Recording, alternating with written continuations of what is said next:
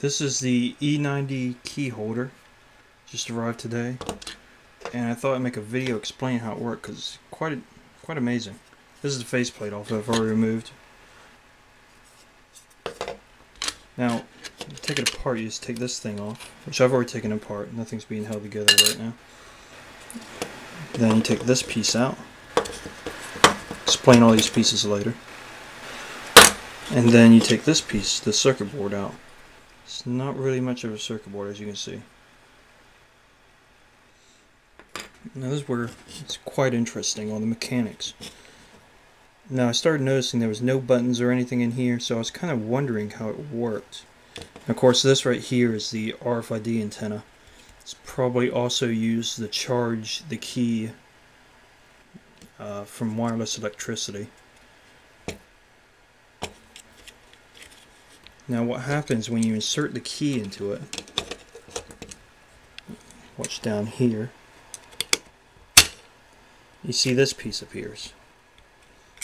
And I noticed that those are probably magnets, and after sticking a screwdriver on it, I kind of figured out it was, because you can't really pull a screwdriver off. And that's when I noticed that these right here lined up with those magnets, as you can see. Now what these are, they're probably Hall effect sensors. They're used to detect magnets. And as you can see, when I push down on the key, that magnet moves. Now if you ever driven an E90, when you push the key in order to release it, you push the key down and then it releases it.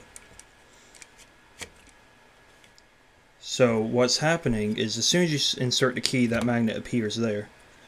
And then the car is able to detect the key is in. And then when you push down on it, the magnet pulls away from this and it's able to know to release the key. Now how does it release and hold the key in is with this piece here. What this is right here is an electric magnet. And it was in right there. Now when you turn the electric magnet on, this piece right here pulls itself down. And with that thing down, the key can't be removed.